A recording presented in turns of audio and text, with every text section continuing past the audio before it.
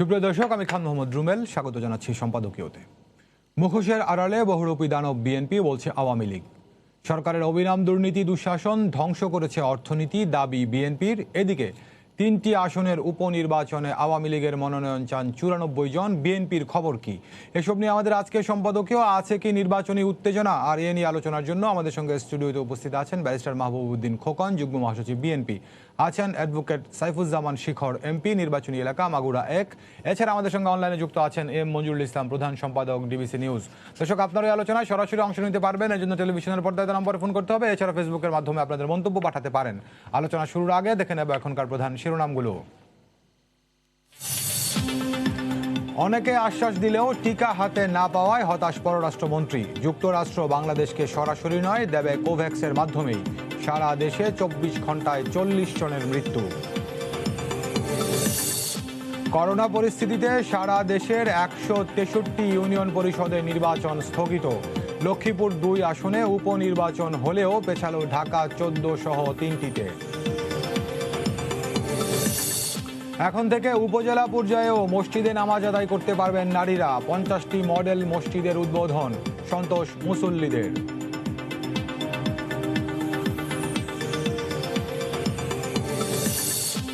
মন্ত্রী থাকাকালে চট্টগ্রামে নুরুল ইসলাম বিএসসির প্রভাব খাটিয়ে ছেলের ভবনে অবৈধ গ্যাস সংযোগ। দুদকের মামলায় জেলে কর্ণফুলী গ্যাসের জিএম ও ডিজিএম। এবং ঢাকা মেডিকেলে দালাল চক্রের দৌরাত্মে দিশেহারা রোগী ও স্বজন, জড়িত হাসপাতালের কর্মচারীরাও। র্যাবের অভিযানে 24 জনের বিভিন্ন মেয়াদে কারাদণ্ড। দর্শক, শিরোনাম দেখছিলেন, মূল আলোচনায় যেতে চাই। বলছি আজকে আলোচনার শিরোনাম আছে কি নির্বাচনী উত্তেজনা। যেরকম কয়েকটি উপনির্বাচন রয়েছে, ইউনিয়ন পরিষদের নির্বাচনগুলো স্থগিত হয়েছে করোনা পরিস্থিতির কারণে।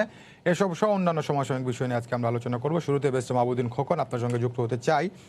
আমরা বলছিলাম যে উপনির্বাচন, 3টি আসনে উপনির্বাচন, আওয়ামী লীগের নমিনেশন পত্র বিক্রির আজকে ছিল শেষ দিন। এখন পর্যন্ত ঢাকার 3টি আসনে উপনির্বাচন, না ঢাকার 3টি নয়, ঢাকা সহ বিভিন্ন জায়গায়। তো সেখানে 94 জন প্রার্থী আছেন যারা আওয়ামী লীগের নমিনেশন চান।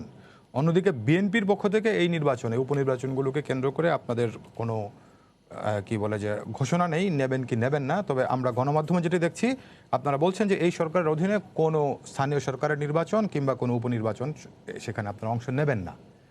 এই 18 নির্বাচনে অংশ নিলেন, 14তে না নিয়ে 18 নির্বাচনের পরপর স্থানীয় সরকারের নির্বাচন হলো বিভিন্ন জায়গায়, সেগুলোতে আপনারা অংশ নিলেন। এক পর্যায়ে এসে সেখান থেকেও আপনারা সরে আসলেন।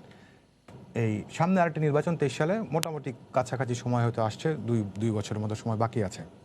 তাহলে পরে এই সরকারের নির্বাচনে আপনারা অংশ নেবেন না অধীনে, তাহলে পরে জাতীয় নির্বাচনে কি করবেন? 23 সালের নির্বাচন, জি, সরকার টিকে থাকুক না। আচ্ছা, এই সরকার 23 সাল পর্যন্ত টিকে থাকুক, দেখি আমরা। হ্যাঁ, টিকবে না কেন? হ্যাঁ, টিকবে না কেন? টিকে থাকুক না। শুনুন, একটা অনির্বাচিত সরকার, আপনি একটা স্বৈরাচার ভোট ছাড়া একটা সরকার আইন শৃঙ্খলা বাহিনী দিয়ে কতদিন টিকে থাকবে? আমাদের দেশে উদাহরণ আছে, যারা এরশাদের সামরিক সরকার, কোনো সময় গণতন্ত্র নামে, কোনো সময় স্বৈরতন্ত্র নামে, কোনো সামরিক নামে।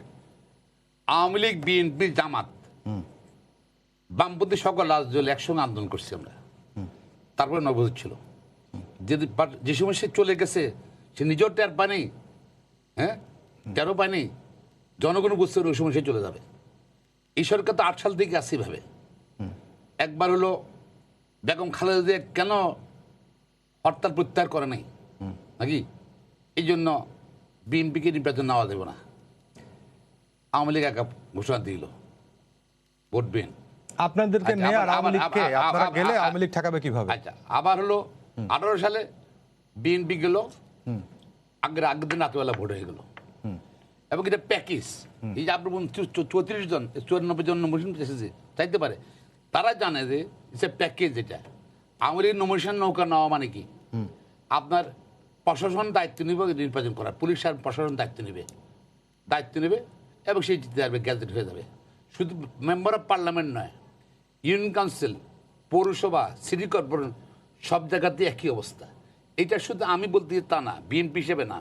আপনি জনগণের জিজ্ঞাসা করুন, আওয়ামী লীগ নেতাদেরকে বুকঘাতে জিজ্ঞাসা করুন, সত্য কথা বলে, একা গেলে তার সত্য কথা বলে দেয় না, এভাবে হচ্ছে। এই নির্বাচন, এটা নির্বাচন কি? This is not election at all in the law. আমাদের সংবিধানে যে নির্বাচনের কথা বলা আছে, বাংলাদেশে সেই নির্বাচন হচ্ছে না, বাংলা কোনো নির্বাচনে নাই। আমি মনে করি নির্বাচন যদি করতে হয় বাংলাদেশে, প্রধান নির্বাচন কমিশনার 2018 সালে দেখেন সে একজন সরকারি কর্মচারী সাসপেন্ড করে নাই, ব্যবস্থা নেয়নি, এবং প্রত্যেক নির্বাচন এলাকাতে যে কাজ করছে পুলিশ অফিসাররা, ডিসিরা, টিউনোরা এবং সরকারি ওসিরা যাক যে কাজ করছে, পাশাপাশি এদের চরিত্র নষ্ট করছে, সরকারের চাপে সরকারি অফিসারের চরিত্র নষ্ট করছে। আমি বলবো তারা তাদের বাধ্য করছে। এক, আমাদের বাংলাদেশে বেশিরভাগ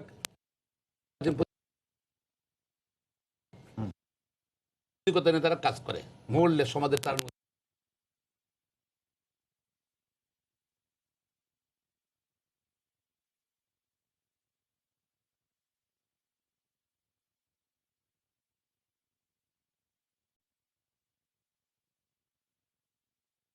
মিথ্যাচার করে প্রতিদিন এই সংবিধানের যদি সংবিধানের শপথ তারা নিয়েছে এই কথাগুলো শপথ নিয়েছে বিরাট বসে কোনো কাজ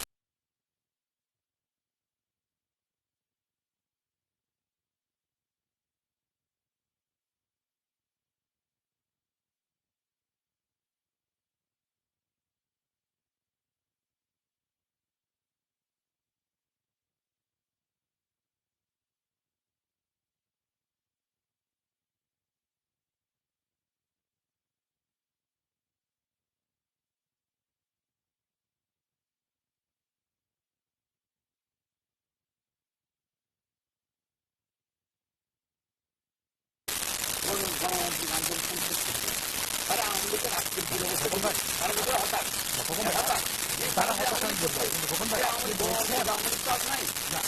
জনগণ বুঝে সেই বুঝবার জনগণ আপনাদের পক্ষে ভোট দিতে চায়, তাহলে আপনাদের যদি প্রার্থী না থাকে তাহলে সেই জনগণ বুঝে লাভ নাই। আগে আমাদের প্রধান নির্বাচন কমিশন তাদের বিচার করা উচিত, সংবিধান লঙ্ঘন করছে, নির্বাচন পরিচালনা করতে পারে তারা 50 থেকে তারা সুযোগ করে দিয়েছে তারা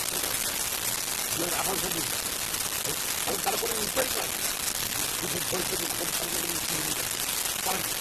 তারা একে সংবিধান পদে থেকে সংবিধান লঙ্ঘন করেছে, হ্যাঁ প্ররোচনা দিয়েছে ভোট সাহায্য করছে, তাদের কমান্ড তাদের খালি না আমরা তারা কিন্তু তাদের জন্য সরকার তাদের চাইছে আমাদের ডিরেকশন মতো আমাদের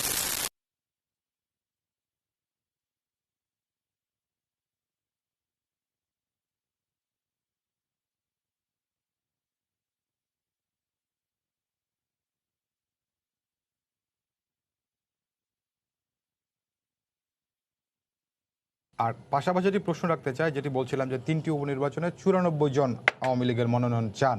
এর আগে ঢাকা 18-তে উপনির্বাচন হলো কিছুদিন আগে, সেখানে আমরা দেখেছিলাম এরকম একটি আসনে প্রায় 79 জন না 69 জন ছিলেন যারা নমিনেশন চান। তো অনেকে বলেন ব্যাপারটি এরকম দাঁড়িয়েছে যে আওয়ামী লীগ থেকে মনোনয়ন পেলেই আপনার সংসদ সদস্য পদ নিশ্চিত, এই কারণেই এত প্রতিযোগিতা। আপনি কিভাবে বিশ্লেষণ করবেন? আপনি যে কথাটি বলেছেন সেটা তো একটা বটেই, যে গত 2008 সাল ঠিক বলবো না, আপনার বাংলাদেশে যখনই নিরপেক্ষ নির্বাচন হয়েছে তখনই আওয়ামী লীগের প্রার্থীরা উইন হয়েছে। আওয়ামী লীগ পরাজিত করা হয়েছে ষড়যন্ত্রের মধ্য দিয়ে, আওয়ামী লীগ কখনো জনগণ দ্বারা পরাজিত হয় নাই। সুতরাং এটা তো একটা ধারণা থাকবেই যে আওয়ামী লীগের মনোনয়ন পাইলে সংসদ সদস্য হওয়াটা সহজ, এই কারণে আওয়ামী লীগের কাছে মনোনয়ন প্রত্যাশী থাকবে। আওয়ামী লীগ রুট থেকে উঠে আসা একটা রাজনৈতিক দল, এখানে আমাদের অনেক নেতাকর্মী আছে, তারা ইলেকশন করতে চাই, এটা একটা স্বাভাবিক প্রক্রিয়া, এটা নিয়ে আমরা খুব বেশি না। কিন্তু শিখর, আপনি যেটিকে স্বাভাবিক প্রক্রিয়া বলছেন, এটিকে আপনাদের বিরোধী রাজনীতি যারা করেন কিংবা বিশ্লেষকদেরও কেউ কেউ বলেন যে আপনাদের নমিনেশন পেলে এই 5% ভোট আর 10% ভোট নিয়েই এমপি হয়ে যাওয়া যায়। শেষ করি। আমাদের মাহবুবুদ্দিন খোকন ভাই অত্যন্ত ভালো বলেন, ভালো লয়ার, অনেক জনপ্রিয় মানুষ।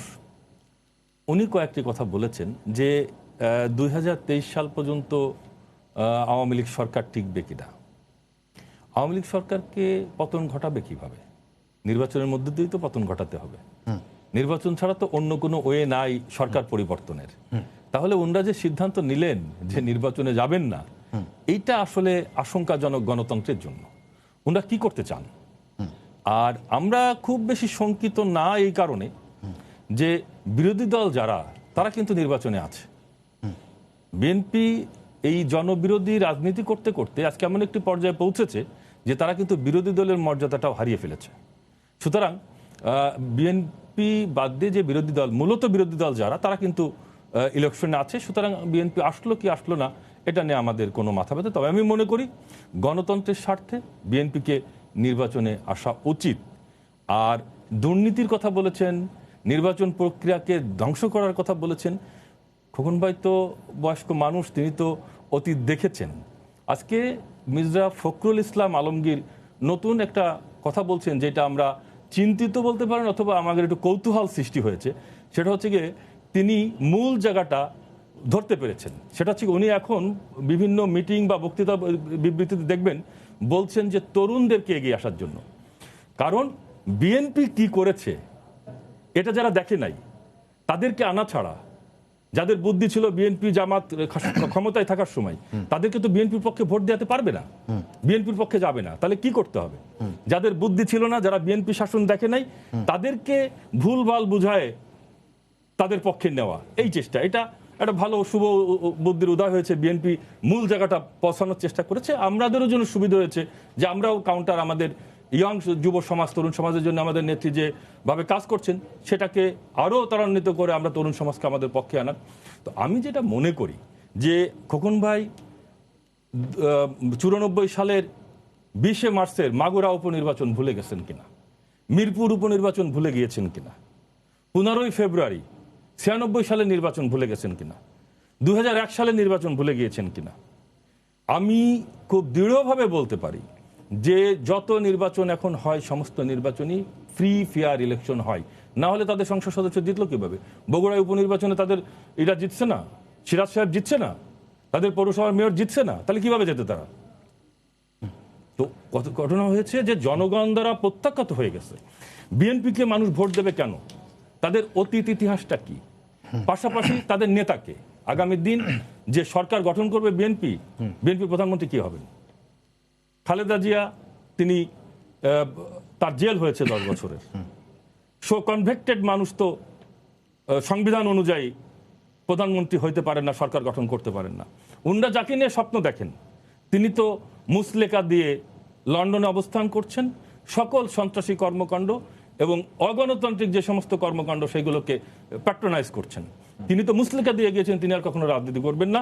তিনি মানি লন্ডারিং মামলায় সাজাপ্রাপ্ত আসামি, তিনি 21শে আগস্ট গ্রেনেড হামলায় সাজাপ্রাপ্ত আসামি, এছাড়াও আরো 2-1টা মামলায় তিনি আসামি। তাহলে তাদের প্রধানমন্ত্রীটা কি হবে? মানুষ কেন তাদের পক্ষে যাবে? এটা মুক্ত থাকতে হবে। তা মুখ না থাকলে কার পক্ষে যাবে? আর বিএনপি নেতৃবৃন্দ যে হারে সন্ত্রাস সৃষ্টি করেছেন আমরা দেখেছি। অপারেশন ক্লিন হার্ট আপনার মনে আছে কিনা? পুলিশ প্রোটেকশনে সন্ত্রাসীদেরকে আত্মগোপনে যেতে দেখেছি, পত্রিকা বের করলে দেখতে পাবেন। পুলিশ প্রোটেকশনে তাদের সন্ত্রাসীদেরকে আত্মগোপনে দেশে অপারেশন ক্লিন হার্ট। তো সুতরাং এই যে ভূতের মুখে রাম নাম করে তো আমাদের লাভ নাই। এখন যেটা হয়েছে যে রবীন্দ্রনাথের সেই কবিতাটি, তুমি মহারাজ সাধু হলে আজ আমি আজ চোর বাটে, তা তারা হচ্ছে কি স্টিপ অফ বাগদাদ। তারা লুটপাট করেছে, চুরি করেছে, অর্থনীতি যে স্বীকৃত যে বেগম জিয়ার 2 পুত্র তারা বিদেশে মানি পাচার করেছে, সেই মানি ফেরত এসেছে, সেই মামলায় সাজাপ্রাপ্ত হয়েছে। প্রমাণিত সত্য যে তারা মানি লন্ডারিং করেছে, তারা টাকা পাঠিয়েছে। দুর্নীতি তারা কি শিখাবে? আজকে তাদের চোখে উন্নয়ন চোখে পড়বে না, কারণ দেশের উন্নয়ন আছে। আপনি আজকে যেখানে যাবেন সেখানেই তো উন্নয়নের ছোঁয়া। যান না আপনি মাওয়া রোডে, যান না আপনি যে কোনো রোডে। আজকে আমরা 96 সালে ক্ষমতায় আসলাম, 2800 মেগাওয়াট বিদ্যুৎ তখন উৎপাদন হতো। আমরা 5 বছরে সেটাকে 3200 মেগাওয়াট বিদ্যুতে রূপান্তরিত করলাম। আর তারপরে ষড়যন্ত্রের মধ্যে দিয়ে যখন বিএনপি ক্ষমতায় আসলো, 2009 যখন আমরা ক্ষমতায় আসলাম, তখন আমরা বিদ্যুৎ পেলাম 2600 মেগাওয়াট। অর্থাৎ বিদ্যুতের চাহিদা বেড়েছে শত গুণ, আর সেখানে তারা বিদ্যুৎ উৎপাদন কমিয়ে এনেছে। সেই বিদ্যুৎ এখন আমরা ডাবল বিদ্যুৎ উৎপাদন করে সক্ষমতা রাখি। বিদ্যুৎ যায় না। আজকে সড়কে যান, সড়কের অবস্থা কি? আজকে প্রত্যেকটা জায়গায় ঘরে ঘরে বিদ্যুৎ। আজকে সারের জন্য যে হাহাকার ছিল মানুষের, এই সারের টাকা কারা নিচ্ছে? কারা লুটপাট করেছে? কারা ভুয়া সার দিয়ে কৃষকদেরকে নষ্ট করেছে? আজকে সুশাসন নিশ্চিত করেছি। আজকে আমরা শুধু শহর নয়, আমরা গ্রাম পর্যায়ে আজকে নাগরিক সুবিধা পৌঁছে দিচ্ছি। আজকে মানুষের ক্রয় সীমা বৃদ্ধি পেয়েছে, মানুষের ভালো আছে, এই ভালো থাকাটা তাদের পছন্দ হচ্ছে না। এই জন্য তারা গণতান্ত্রিক পথে তাদের ক্ষমতায় আসার কোনো সুযোগ নাই ভেবেই তারা আজকে এই অগণতান্ত্রিক পথে যাওয়ার চেষ্টা করছে। কোনো লাভ হবে না। এই দেশের মানুষ আর কখনোই তাদের ওই মিথ্যা প্ররোচনায় আর কখনো বিভ্রান্ত হবে না। অতীতে কখনো তারা সফল হয় নাই, ষড়যন্ত্র করে সফল হয়েছে। আর এই বাংলাদেশে আর কখনো আমরা ষড়যন্ত্র বাস্তবায়ন করতে দেবো না।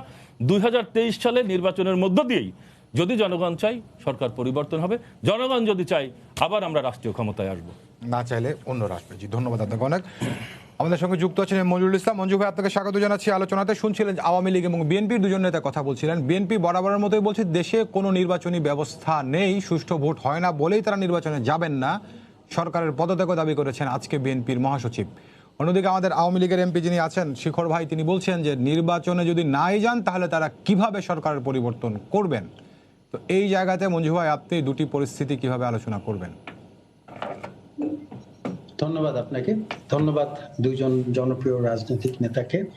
এবং তারা এমন দুটি দলকে রিপ্রেজেন্ট করছেন যারা এই বাংলাদেশের 50 বছরের ইতিহাসের মধ্যে প্রায় 40 বছর দুটি দলই শাসন ক্ষমতায় ছিল। মাহমুদুদ্দিন খোকন ভাই একে তো জনপ্রিয় রাজনীতিবিদ, তারপরে একজন বিজ্ঞ আইনজীবী, ফলে ওনার যুক্তিকে খণ্ডানো খুব কঠিন। ওনার অনেকগুলো কথার সাথে আমি একমত যে জনগণও বোঝে সরকার কতদিন ক্ষমতায় থাকতে পারবে এবং থাকবে না, এবং জনগণ যখন চায় তখন ক্ষমতা ছেড়ে দিতে হয়। উনি এরশাদ সাহেবের কথা বললেন, আরো অতীতের কথা আমরা জানি। এবং একই সাথে উনি বলেছেন যে প্রশাসনকে সুযোগ করে দিয়েছে নির্বাচন করার জন্য, বর্তমান সরকার কথা বলছেন। এবং নির্বাচন কমিশন এবং দুদক নামে স্বাধীন এবং কার্যত স্বাধীন কিনা এই প্রশ্ন উনি তুলেছেন। এখন যদি নির্বাচনের প্রসঙ্গে আসি, এই জায়গাটায় এই যে প্রশাসনকে কাজে লাগানো নির্বাচনের জন্য নিজেদের প্রয়োজনে, যেহেতু খোকন ভাইরা অনেকদিন ক্ষমতায় ছিলেন, নিশ্চয় ওনাদের সেই অভিজ্ঞতাটুকু আছে যে কোথায় কখন কিভাবে প্রশাসনকে কাজে লাগানো যায়। যেটা আমাদের শেখর ভাই বললেন যে আমাদের সকলেরই বয়স কাছাকাছি প্রায়, আমাদের চোখের সামনে দৃশ্যমান কিন্তু বিএনপির শাসনামল, আওয়ামী লীগের শাসনামল এবং একাধিক সময়কার। এর মধ্যে কিন্তু আমরা লক্ষ্য করেছি সেই বঙ্গবন্ধু হত্যার পর থেকে যখন সামরিক শাসনের যাত্রা শুরু হলো, কিভাবে সামরিক এবং বেসামরিক প্রশাসনকে কাজে লাগানো হয়েছে নির্বাচনের নামে, তথাকথিত ভোট করার নামে, গণভোট থেকে শুরু করে একেবারে সাধারণ নির্বাচন পর্যন্ত। ফলে সেই ব্যবস্থাপনাটা একটা চিত্র। আরেকটা জিনিস যেটা শেখর ভাই বললেন যে ওনারা বিশ্বাস করেন যে নির্বাচনের মধ্য দিয়েই ক্ষমতার বদল হয়। আমি মনে করি যে বিএনপিও এই কথাই বলেন।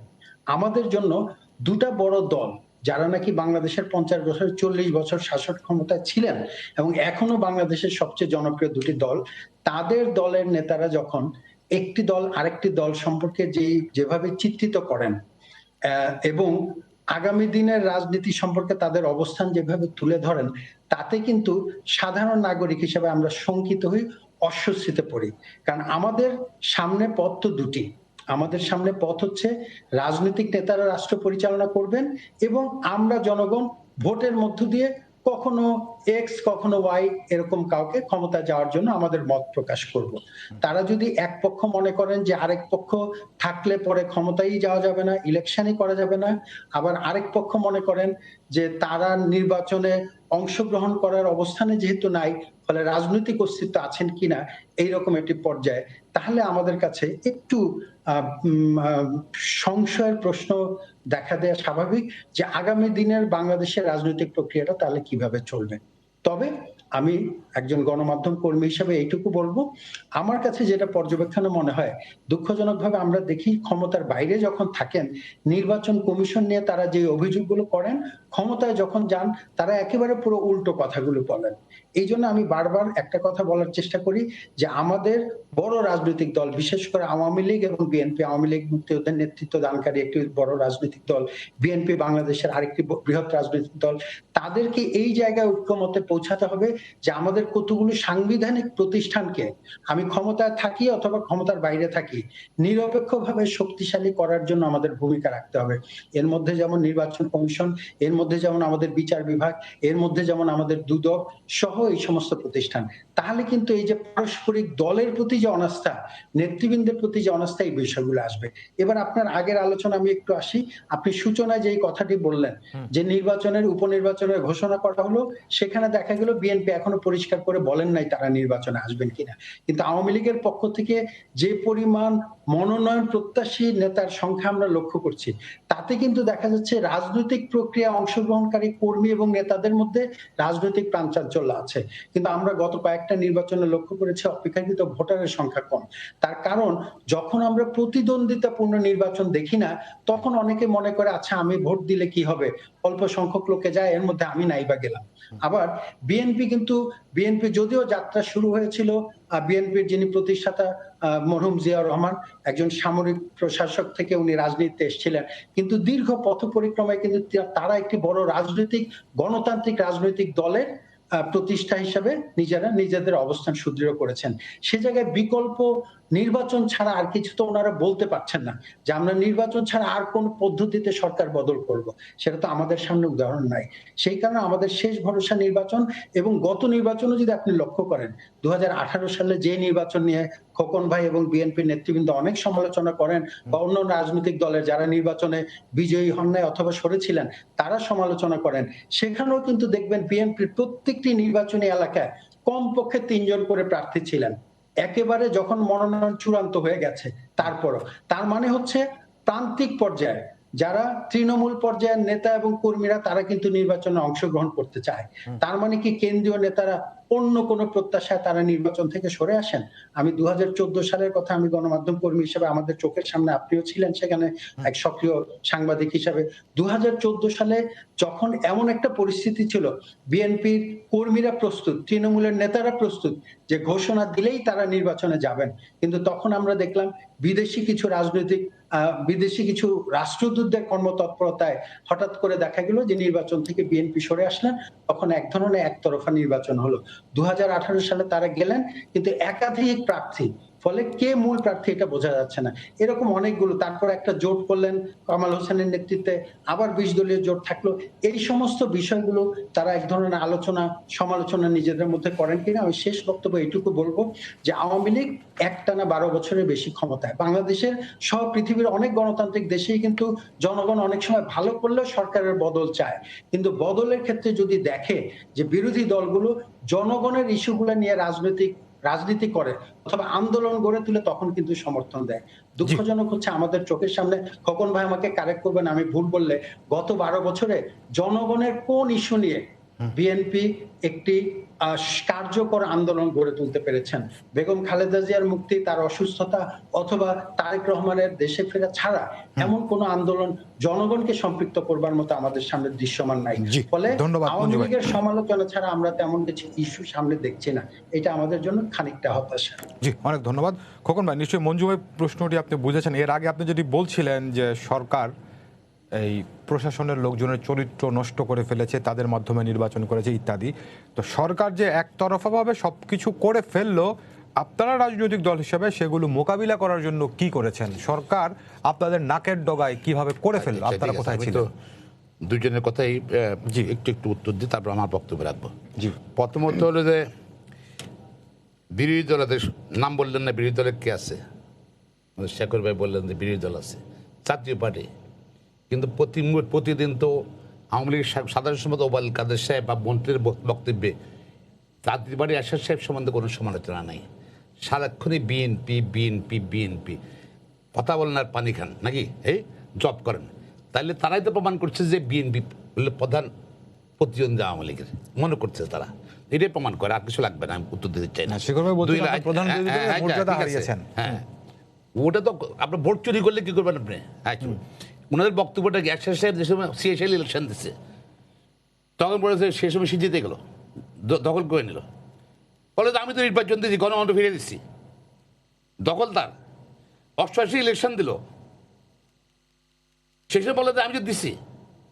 এইসব নির্বাচন দেওয়ার কোনো কথা, এরশাদের ভাষা, আওয়ামী লীগের ভাষা 86 সালে 89 90 সালে একসাথে ভাষা বা জাতীয়বাদী সরকারের ভাষা আর আওয়ামী লীগের নেতাদের ভাষা মন্ত্রীর ভাষা একই রকম ভাষা আর কি, তারা বলে এরকম। কিন্তু বাস্তবে কি সেটা জনগণ জানে, তারা নিজেরাও বুঝে তারা বলে। এক, বেগম খালেদা জিয়া তারেক রহমান সম্বন্ধে উনি বলছেন, আমি তারেক রহমানের আইনজীবী ছিলাম সেই সময় দেশ আগত, এবং সুপ্রিম কোর্টের আপিল ডিভিশনের রায়ের মাধ্যমে তাকে বিদেশি চিকিৎসার জন্য পাঠানো হয়েছে। উনি বিদেশ গেছেন, কোনো মুচালিকা নয় বা প্যারোলে মুক্তি নিয়ে যান নাই। তবু আমি ওনাকে কারেক্ট করছি। এটা দুই হলো যে বেগম খালেদা জিয়া তারেক রহমান শাস্তির কথা বলছেন, সেখানে সন্দেহজনক দুইটা ঘটনা বলি। পৃথিবীতে এরকম একটা ঘটনা ঘটে নেই। আওয়ামী লীগের সারা পৃথিবীতে কলঙ্কিত করছে। দেখেন প্রধান বিচারপতি এস কে সিনহা বলছে যে রায় পরিবর্তন করেন, 1 মাসে নারী চেয়ারে বসতে দেবো না। প্রধান বিচারপতি রায় পরিবর্তন করে নাই, তাকে ক্যান্সার রোগী বানিয়েছে, বিদেশে পাঠিয়েছে, এবং পদত্যাগ করার জন্য দেশে আসতে চাইছে, বলছে না এমবিসি পদত্যাগ করেন। তারপর তাকে তার বিরুদ্ধে মামলা দিয়ে বিদেশে রেখে দিচ্ছে। সারা পৃথিবী কোথায় ঘটনা ঘটে নেই। যেখানে প্রধান বিচারপতি বিচার পায় নাই, সে দেশে অন্য কেউ বিচার পাবে? বেগম খালেদা তারেক রহমান বিচার পাবে? আরেকটা এক্সাম্পল বলি, আমাদের যে মাননীয় বিচারপতি আছে আপিল ডিভিশনের হাইকোর্টের বিচারপতি শামসুদ্দিন চৌধুরী, উনি বিচারপতি ছিলেন। উনি প্রায় টকশো করেন বা রাস্তা রাস্তায় বক্তৃতা দেন। উনি বক্তৃতা শুনছেন? শুনেন বক্তৃতা না। উনি তো কী হয় মনে, উনি আমাদের মাননীয় প্রধানমন্ত্রী শেখ হাসিনা থেকে বড় আওয়ামী লীগ। তো উনার বিচারটা কি হবে? বিচারপতি থাকাকালীন সময় উনার তো বিচার করছে, এরকম বিচারপতি বিচার করছে বেগম খালেদা তারেক রহমানের। তার যা হওয়ার তাই হয়েছে। সমগ্র রাজনৈতিক উদ্দেশ্য প্রণীত মামলা, মিথ্যা মামলা, এবং এইসব মামলা রাজনীতিতে থাকেই, মিথ্যা হয়। আমাদের দুর্যোগের মামলায় মানে দুর্নীতির মামলা সাজা হয়েছে। আমাদের বইতে রিপোর্টেড কেস 56 সালে উনি কিন্তু বাংলার প্রতিষ্ঠা করছে, বাংলার প্রধানমন্ত্রী হয়েছে। এটা কোনো ব্যাপার না, এগুলো সব চলে যাবে গিয়া। বরঞ্চ যারা দিয়েছে, তারা মিথ্যা মামলা দিয়েছে, তাদের বিপদ হবে ভবিষ্যতে। তো সময়ের বিরুদ্ধে ন্যায় বিচার কখন হয়? জনগণ স্বার্থ প্রতিষ্ঠিত হলে। এখন আসছেন আপনাদের আমি যেটা বলতে চাচ্ছি, আওয়ামী লীগের ওই আওয়ামী লীগ আর এই আওয়ামী লীগ এক না। পাকিস্তানের আওয়ামী লীগ, পাকিস্তানের সময় আওয়ামী লীগ সকাল আন্দোলন সংগ্রামে জনগণকে আওয়ামী লীগ নেতৃত্ব দিত। এই দল জাতিকে একত্রিত করেছে স্বাধীনতা সংগ্রামের জন্য। এই আওয়ামী লীগ জনগণকে নিয়ে। আর সেই আওয়ামী লীগ আজকে জনগণ দেখলে ভয় পায়। আজকে তারা ভোটে জেতার জন্য, জাতীয় নির্বাচনে ভোটে জেতার জন্য রাষ্ট্রযন্ত্র ব্যবহার করছে, আইনশৃঙ্খলা বাহিনী রাষ্ট্রীয় সন্ত্রাস করছে করে, কেন তারা তারা নিজেদের ঘোষণা দিয়েছে নির্বাচিত হওয়ার জন্য, নির্বাচিত ঘোষণা দাবি করছে। তারা রাষ্ট্রীয় সকল প্রতিষ্ঠান ধ্বংস করে দিয়েছে। আমাদের বিচার বিভাগও তারা নিয়ন্ত্রণ করে। বিচার নীতিমালা নাই। আপনাদের সময় ছিল? আমাদের সময় ছিল না। একটা কাস্টম ছিল, প্র্যাকটিস ছিল, ভালো লোক, নিরপেক্ষ লোক করা। দুই একটা ভুল হয়েছে। এখন তো ঢালাভাবে হচ্ছে, যেহেতু প্রধানমন্ত্রীর কাছেই বা সরকারের কাছেই এই ক্ষমতা। সুতরাং ওনাদের যা যা দলীয় লোক আওয়ামী লীগের পোস্ট ক্যারি করে, সেরকম লোক আমাদের সুপ্রিম কোর্টের বিচারপতি আছে, আমি নাম বলতে চাই না। ওরা বিচার করবে কি? ওরা বেগম খালেদার বিচার করবে কি? করবে সাজাইও দিবে আর সবাই খুশি করতে চায়।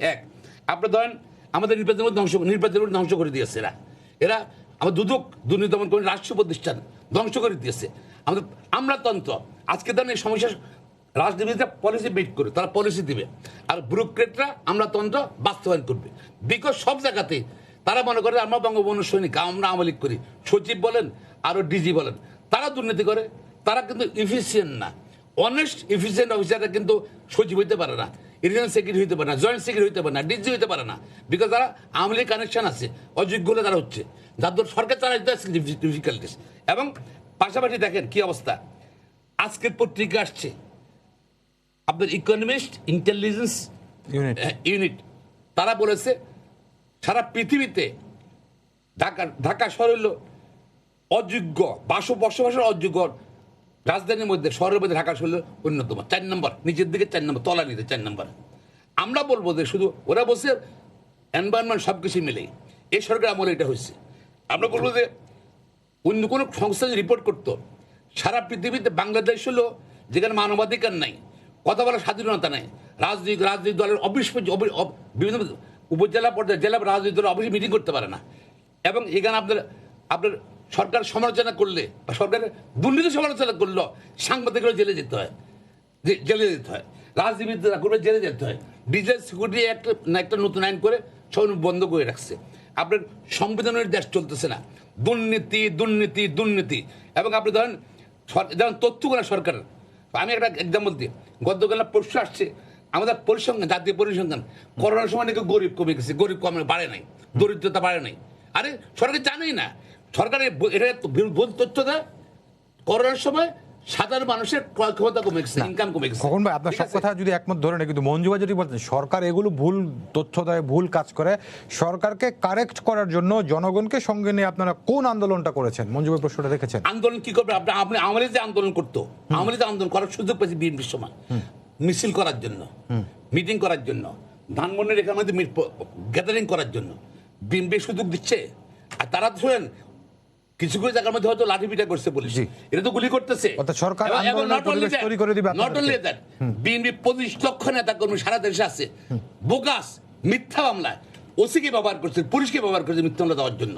এবং এদেরকে মিথ্যা মামলা, তারা গায়ে মামলার মধ্যে তারা আসামি করছে। বুঝতে পারছি। এই হলো আওয়ামী লীগ। জি, বুঝতে পারছি। এবং আজকে পুলিশ এবং তাদের কথিত বিচার, হাতের বিচার বিভাগ দিয়ে ব্যবস্থা নিয়ে তারা ক্ষমতা ঠিক আছে। জি, ধন্যবাদ। কতদিন শিখর ভাই, আপনি এর আগের আলোচনায় মাগুরা কিংবা ঢাকার উপনির্বাচনের কথা বলছিলেন, তো বিএনপি এখন যদি মাগুরা বলে, ঢাকার কথা বলে না আমি জানতে চাই সন্ত্রাস করবেন নাকি? এই কথাটাই খোকন ভাই যেটি এখন বলছেন, এটি বিএনপি বলে যে এখন তখনকার উদাহরণ দুটি, এখন সারা দেশে এই রকম উদাহরণ, এটি বিএনপির দাবি।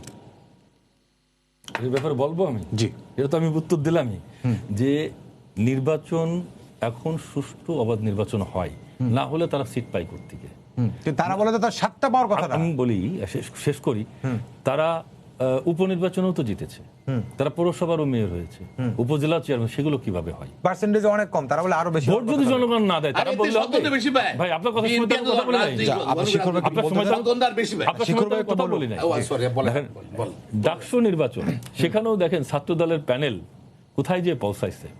আসলে একটা মিথ্যার উপর একটা রাজনৈতিক সংগঠন বেশি দিন চলে না, এটা তো মূল ভিত্তিটা থাকতে হয়। তাদের তো ভিত্তি নাই, জনগণের সাথে তো তাদের কোনো সম্পর্ক নাই, তারা জনগণের পালসটা কিভাবে বুঝবে? জনগণের পালস বুঝতে ব্যর্থ হয়েই আজকে তারা বিরোধী দলের মর্যাদাটাই হারিয়েছে।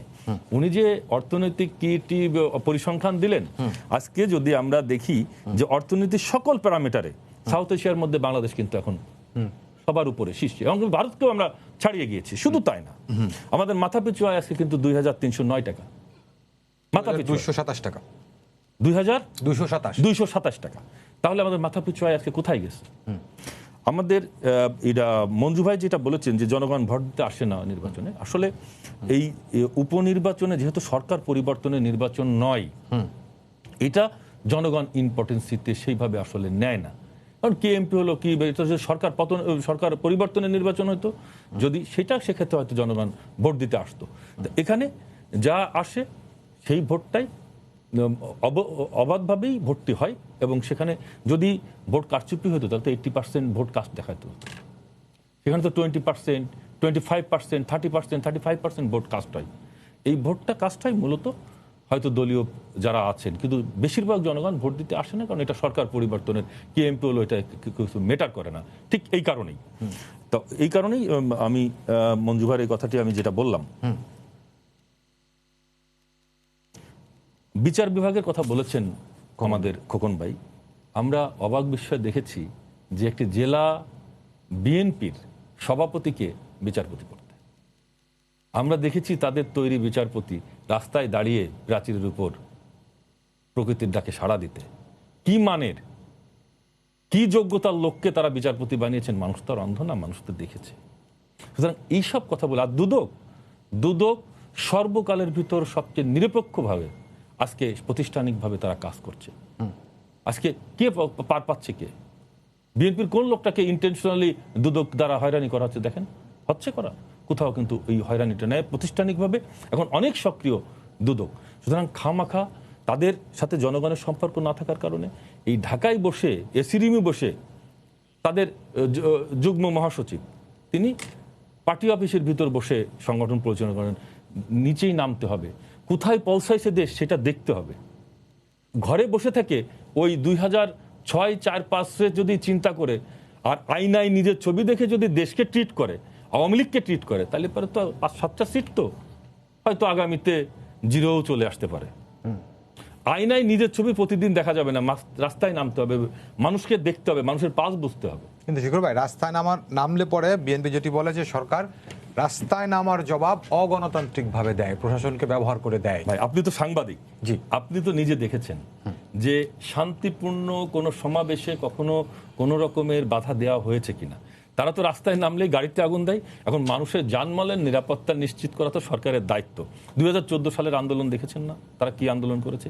যখনই তারা যে খোকন ভাই যে বললেন যে তারেক জিয়া হাইকোর্টের নির্দেশে গেছে, তারেক জিয়া মুসলেকা দিয়ে গিয়েছে, তার মুসলেকা হাতে আছে। আমি চ্যালেঞ্জ করে গেলাম যে সে মুসলেকা দিয়ে গিয়েছে যে আমি আর কখনো নিজেদের টাকার উপর চাপিয়ে না দেওয়াটাই ভালো।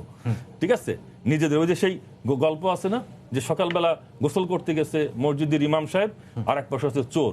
চোর মনে করছে যে যাক আমার মতো আর একটা পাইছি, চুরি করে আইছে। আর ইমাম সাহেব মনে করছে যাক আমার মতো, তার যে যা সে তাই দেখে। আর সারাদিন যেহেতু এখন তাদের রাজনীতিটা হয়ে গেছে ঘরবন্দি, তারা সারাদিন আয়নায় নিজের ছবি দেখে আর নিজের ছবিতে যা ভেসে ওঠে সেটাই আমাদের উপর চাপিয়ে দেওয়ার চেষ্টা করে। এই দেশের মানুষ এখন ভালো আছে, খেয়ে পড়ে চলে নিশ্চিন্তে ঘুমাতে পারে। আমাদের এলাকায় দক্ষিণ পশ্চিম অঞ্চলে তাদের হাতে যেভাবে সন্ত্রাসী লালিত হয়েছে, আপনার চরমপন্থী রাজনীতি, সর্বহারা বলেন, এইগুলো তাদেরকে প্যাট্রোনাইজ করা হয়েছে, সেগুলো থেকে আমরা মুক্ত করেছি। আমরা তো ওপেন বক্তৃতা করে বলি যে রাত্রেবেলা কারোর জন্য ঘর ছাড়া লাগে না, রাত্রেবেলা কারোর জন্য মুরগি জবাই করে রান্না করা লাগে না। সারা বাংলাদেশটাকে একটা সন্ত্রাসের রাজত্ব বানিয়েছিল। আমরা দেখেছি অবাক বিশ্বে ঢাকা বিশ্ববিদ্যালয়ের সূর্য সেনালালের পানির ট্যাঙ্কিতে মাহমুদ মামুনকে হত্যা করে রাখতে। আমরা দেখেছি ছাত্রদলের সভাপতিকে ঢাকা বিশ্ববিদ্যালয় মধুর ক্যান্টিনের পাশে কান কেটে নিতে ছাত্রদলের সেক্রেটারিকে। তারা আমাদেরকে কি গণতন্ত্র শিখাবে? আর তারা কি সন্ত্রাসের কথা বলবে?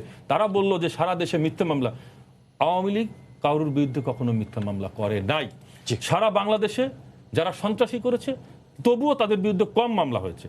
আমরা দেখেছি কিভাবে মামলা তারা আমাদেরকে এক একজনের বিরুদ্ধে মামলা করেছে।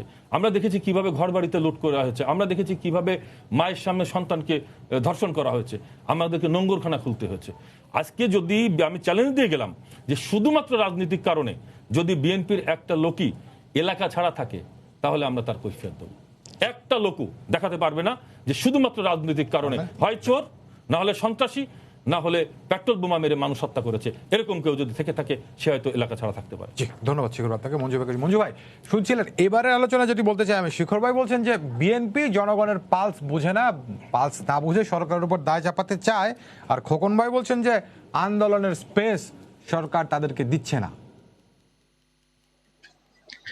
আমার কাছে এই দুটি বক্তব্য কিন্তু আবারও আজকে যদি রেকর্ড করে রাখেন, কোনো কারণে যদি পাশা উল্টে যায়, ক্ষমতার বদল হয়, জনগণের ভোটে নির্বাচিত হয়, বিএনপি ক্ষমতায় আসে, আওয়ামী লীগ বিরোধী দলে যায়, আমি কাল্পনিক ভাবে বলছি, তাহলে দেখবেন একই বক্তব্য একই নেতাদের কাছ থেকে ভিন্নভাবে আসছে। অর্থাৎ খোকন ভাই আজকে যেই কথা বলছে সেটা হয়তো দেখা যাবে শেখর ভাই বলছেন, আর শেখর ভাই যেটা বলছেন সেটা হয়তো খোকন ভাই বলবেন। এই কথাটাই আমি বলতে চাচ্ছি। তবে আমি শেখর ভাইয়ের এই জায়গাটা একমত দৃঢ়ভাবে।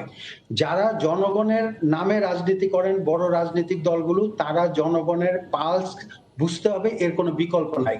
যেটা খোকন ভাই আগে বলছিলেন যে জনগণ না চাইলে একদিনও ক্ষমতায় থাকা যায় না, তার মানে হচ্ছে জনগণের পালস যখন এক ধরনের রক্তের ধমিত হয়, তখন কিন্তু দেখা যায় যত শক্তিশালী সরকারই হোক তাদের ক্ষমতায় টিকে থাকা সম্ভব না, যদি জনগণের আকাঙ্ক্ষার বাইরে গিয়ে তারা ক্ষমতায় থাকতে চায়।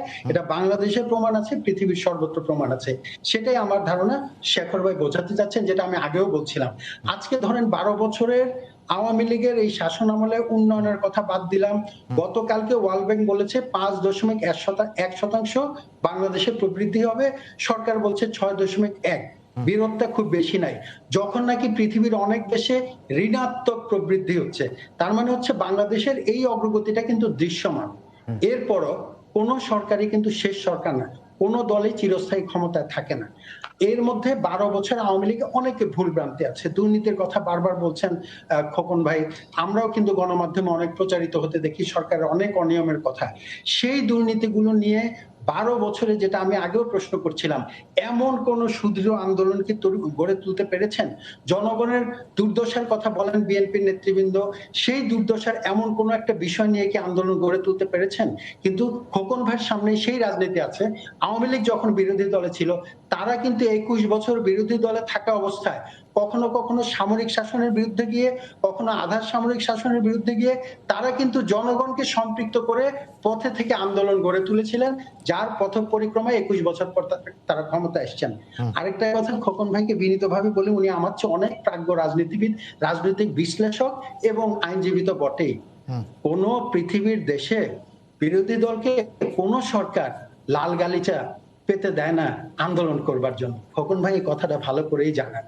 উনার চোখের সামনে উনি নিজেও অসংখ্যবার নির্যাতিত হয়েছেন, অসংখ্যবার সুপ্রিম কোর্টে আন্দোলন করতে গিয়েও কিন্তু ওনাকে অনেক ত্যাগ তিতিক্ষার মধ্য দিয়ে নেতৃত্বে আসতে হয়েছে। জাতীয় নেতৃত্বে যেতে হলে জনগণকে সম্পৃক্ত করে আপনাকে সরকার স্পেস করে দেবে, তারপরে সেই আন্দোলনে সম্পৃক্ত হয়ে বিজয়ী হবেন, এটা আমাদের জন্য একটু অনাকাঙ্ক্ষিত বটেই। আরেকটা জিনিস আমি বলবো, বিচার বিভাগ, যেটা আমি বারবার বলছিলাম, আমলাতন্ত্রের কথা বলেছেন, বিচার বিভাগ দুদকের কথা, এটা কিন্তু আমাদের মানতেই হবে। বিএনপির সময় যে দুদকের সৃষ্টি হয়েছিল, আমার শ্রদ্ধেয় শিক্ষক ডক্টর মনিরুজ্জামান মিয়া একজন কমিশনার ছিলেন, প্রয়াত, আল্লাহ ওনার বেহেশত নসিব করুক, আরো একজন ছিলেন।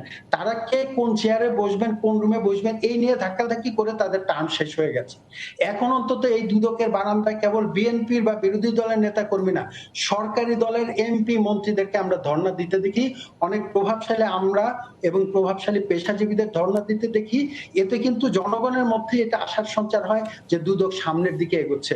আমি মনে করি না এটা পারফেক্ট, কিন্তু আমি আবারও অনুরোধ করব এই জায়গাটা এসে বিনীতভাবে দুটি বড় দলের নেতাদের কাছে এবং তাদের নীতি নির্ধারকদের কাছে, কারো মনে করবার কারণ নাই এই সরকারি শেষ সরকার এবং এই সরকারি সারা জীবন এই দল ক্ষমতায় থাকবেন। ফলে আজকে ক্ষমতায় থাকেন বা বিরোধী দলে থাকেন, আমাদের রাষ্ট্রীয় প্রতিষ্ঠানগুলো, নির্বাচন কমিশন, বিচার বিভাগ, আমাদের গণমাধ্যমগুলো স্বাধীনভাবে যাতে কাজ করতে পারে, এই ব্যবস্থা আপনারা সকলে মিলে করেন। না হলে কিন্তু এই যে 30 লক্ষ শহীদের বিনিময়ে আমাদের যে বাংলাদেশ, 2 লক্ষ মা বোনের সম্ভ্রমের বিনিময়ে যে বাংলাদেশ, তাতে কিন্তু আওয়ামী লীগ নেতা কর্মীদের বঙ্গবন্ধু নেতৃত্ব দিয়েছেন, আওয়ামী লীগ নেতৃত্ব দিয়েছে, কিন্তু এই শহীদদের পরিবার কিন্তু বিএনপিতেও আছে, আওয়ামী লীগও আছে। এই শহীদদের পরিবার, শহীদদের আত্মা কিন্তু কষ্ট পাবে। আর না হলে বারবার আমাদেরকে পিছিয়ে যেতে হবে। বাংলাদেশ যে সামনের দিকে এগিয়ে যাচ্ছে গত 12 বছরে অনেক প্রতিকূলতার মধ্যেও, সেটাকে সামনে নিয়ে যেতে পারবেন যদি নির্বাচনী প্রক্রিয়াকে শক্তিশালী করে আরেকটি দল ক্ষমতা আসে, অসুবিধা নাই, আবার ক্ষমতার পরিবর্তন হবে। কিন্তু কেউ যেন না মনে করেন যে এই ক্ষমতাকে আমরা চিরস্থায়ী করবার জন্য আমাদের প্রতিষ্ঠানগুলোকে আমরা কাজে লাগাবো, ধ্বংস করব, শক্তিশালী করব না। এটা কারোর জন্য কল্যাণকর। জি, অনেক ধন্যবাদ মঞ্জু আপনাকে। খোকন ভাই, লাল গালিচা আন্দোলনের জন্য কেউ বিছিয়ে দেয় না, নিজেদেরকে তৈরি করে নিতে হয়। ঠিক আছে, আমি ওনার যে দুদক সম্বন্ধে কথা বলেছেন সেটি দিয়ে শুরু করতে চাই। জি, এই আওয়ামী লীগের সময় দুদকের একজন চেয়ারম্যান বলেছিলেন যে দুদকের দাঁত নাই। এই আওয়ামী লীগের সময় মানে এত প্রেশার দিয়ে দুদকের দাঁত লাগাই দিচ্ছে এখন ভাই, আওয়ামী লীগের সময় দুদকের চেয়ারম্যান বলছে দাঁত লাগাই দিচ্ছে এখন মানে অর্থাৎ আওয়ামী লীগের নেতাদের চাপে, সরকারের চাপে দুদকের দাঁত পড়ে গেছে।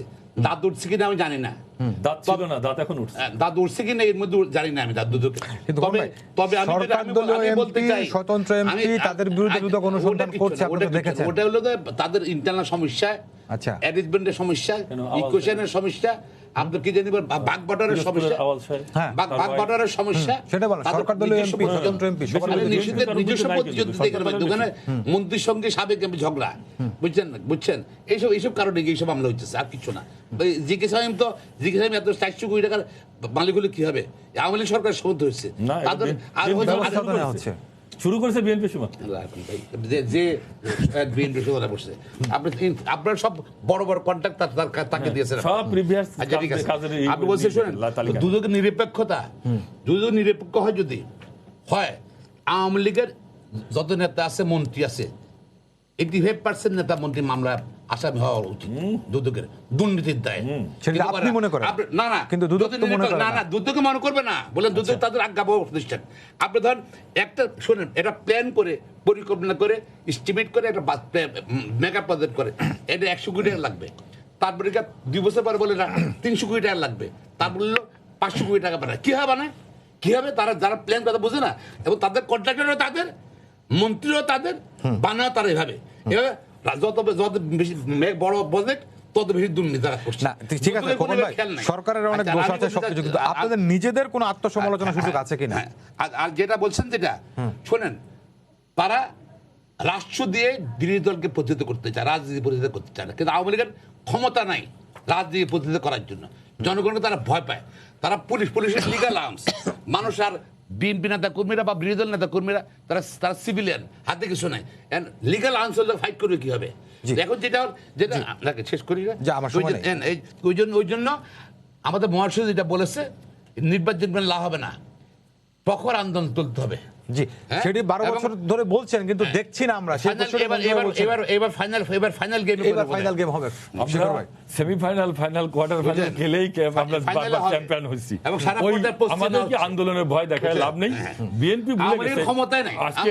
ভাই প্লিজ আমার কথা বলুন, আমার শেষ করতে দেন। আমারটা শেষ করে বলুন না, আমি বলছি জনসমর্থনের দেওয়ালি হয়ে গেছে। জি, দেওয়ালি হয়ে গেছে আওয়ামী লীগ, একটু বলতে দেন। তারা ভোট ডাকাতি করে, ভোট চুরি করে, দিন ভোট রাতে করে, রাত বেশি করে, এগুলা করে। খোকন ভাই, আমরা সেমিফাইনাল ফাইনাল খেলেই আসছি। হ্যাঁ, সুতরাং আমাদের এই আন্দোলন, ঈদের পরে আন্দোলন ভয় দেখায় লাভ নেই। বিষয় যেটা হয়েছে, মঞ্জু ভাই যেটা বলছে যে জনগণের দুর্ভোগ নিয়ে বিএনপি আন্দোলন করে না, জনগণ তো দুর্ভোগে নেই। এই সরকার এটা নিশ্চিত করেছে সুশাসন এবং জনগণের উন্নয়ন। জনগণ বিএনপির কথায় আসবে না, আন্দোলন নামবে না, তারা লোক পাবে কই? কারণ মানুষ ভালো আছে, বিএনপির লোকই ভালো আছে, তাহলে কেন নামবে? দেখ না রাস্তায় আজকে উড়াল সেতু দেখতেছি, আজকে আমরা মেট্রো রেল দেখতেছি, আজকে আমরা পদ্মা সেতু দেখতেছি, আজকে আমরা ঝকঝকে তকতকে রাস্তা দেখতেছি, আমরা সময় মতো বিদ্যুৎ পাচ্ছি, আমরা পানি পাচ্ছি, আমরা কৃষক ভালো আছে, শ্রমিক ভালো আছে। তা সুতরাং মানুষ নামবে কেন? ওই যে বললাম না আমি যে কথাটি, যে ঘরের মধ্যে বসে থেকে আয়নায় নিধির চেহারা দেখে তো, আর ওই গান। আজকে দেখলাম যে বিএনপির অনেক নেতারাই অনেক বড় বড় কথা বলেছেন। কি বলেছেন? ডাকসুর এক সাবেক ভিপি বলেছেন যে তিনি 90-এর গণ আন্দোলনের মতো বলতে চান যে তিনি আর ঘরে ফিরবেন না। 90-এর গণ আন্দোলন আপনারা করছেন, সেদিন আমরাও ছিলাম রাস্তায়, আমরা জানি কিভাবে আন্দোলন করতে হয়। আমরা 96 সালে আন্দোলনের মধ্য দিয়ে বিএনপি সরকারের পতন ঘটিয়েছি। আমরা 2009 সালে আন্দোলন করে আমরা এই নির্বাচনে জয়লাভ করে এসেছি। আমরা পাকিস্তানের বিরুদ্ধে আন্দোলন করছি। আন্দোলন কিভাবে করতে আমরা জানি। আর জনগণ যদি ভালো থাকে, বিএনপির কোনো আন্দোলনে সফল হবে না। এই খামাখা ঘরে বসে স্বপ্ন দেখতে হবে। আর আমি যে কথাটি প্রথমেই বলেছি যে বিএনপি বুঝতে পেরেছে, বিএনপির নেতারা বুঝতে পেরেছে যে তাদের দুঃশাসন যারা দেখেছে তারা তাদের ডাকে সাড়া দেবে না। এখন তারা টার্গেট করেছেন যারা কেবল জন্ম নিচ্ছে তাদের, যারা জন্ম নিচ্ছে তাদের ভোটটা যদি নিতে হয় তাহলে তো 18 বছর ওয়েট করতে হবে। আমি খোকন ভাইরে বলি, বিএনপি নেতাকর্মীদের বলি, 18 বছর ওয়েট করেন, আপনাদের প্রধানমন্ত্রী কি হবেন সেই মুখটি সামনে আনেন, তারপরে আপনার আন্দোলনের ভয় দেখান, নির্বাচনে না যে অগণতান্ত্রিক পথে ক্ষমতা আসবেন সেই দিন এখন আর নাই। এই দেশে আর কোনো কি বলে ষড়যন্ত্র, আমরা বেঁচে থাকতে আর কোনো ষড়যন্ত্র আমরা বাস্তবায়ন করতে, কারণ এদেশের সকল মানুষ ভালো আছে। যেহেতু মানুষ ভালো আছে, আপনারা কোনো ধন্যবাদ আপনাকে, অনেক ধন্যবাদ। আমাদের সঙ্গে যুক্ত ছিলেন আপনাকে ধন্যবাদ আছি।